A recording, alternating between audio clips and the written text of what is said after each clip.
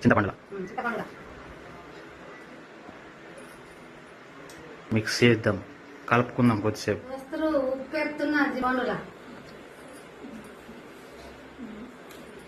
తగినంత వేసుకోవాలా,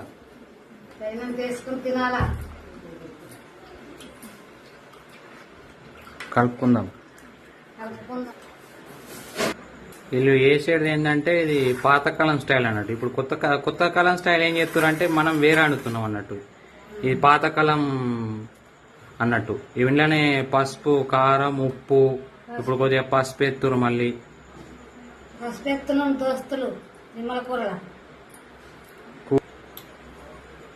కలపాల.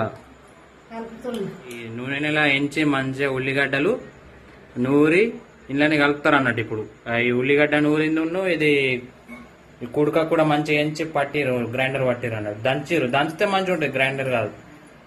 ఇప్పుడు ఇది పాతకాలం స్టైల్ అన్నట్టు. ఇది వేస్తురు చూడురి, అలా వేసి కలుపుకున్నాడు. ఇక అందులో ఇక మంచిగా మిక్స్ చేసి అలా ఆ పులుసులా హెయ్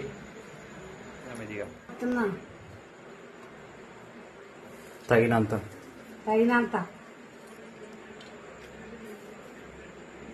అది నూనె కాలింది.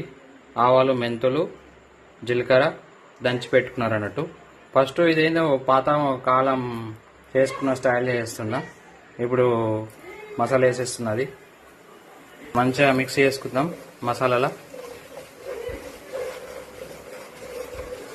కళ్యామా వేసేసుకుందాం. వేసేస్తున్నా. కలిపి పెట్టుకున్న చింతపండులో ఉల్లిగడ్డ, కుడక పొడి ఇవన్నీ కలిపెట్టినాం కదా, ఉప్పు కూడా, కారపొడి ఇది వేసేసుకుందాం. ఇక అలా వేసేసుకుందాం. మరవస్తున్నాం దీన్ని మంచిగా మరిగించిన తర్వాత 15 నిమిషాలు అదనేది మస్తు అయిపోతుంది. ఇక ఫిష్ కర్రీ ఉడికింది కాబట్టి ఇంకా దగ్గరికి కావాలని చెప్పేసి మనం కొద్దిగా కొత్తిమీర పొడి వేసేసుకుందాం. ఎంత మంచిగా మరుగుతుందో ఇట్లా మరగాల, అన్నీ మంచిగా మళ్ళీ ఇప్పుడు వేసుకుందాం. ఇక ఇప్పుడు చూడండి, మెల్ల వేసుకోండి, ఎందుకంటే చిల్లుతుంది పైకి. ఒక్కోటి వేసుకుని అడిగితే జిమ్మకు కారం, ఉప్పు మంచిగా పట్టడానికి. ఇది అయిపోయింది, మన ఫిష్ కర్రీ రెడీ. చూడొచ్చు, ఇట్లా ఇచ్చిపోకుండా ఉండాలి ఆ ముక్క అనేది. ఎంత సిక్కా ఉంది గ్రేవీ, ఇట్లా పెట్టేసుకుంటే బాగుంటుంది. ఓకే, కలుద్దాం మళ్ళీ.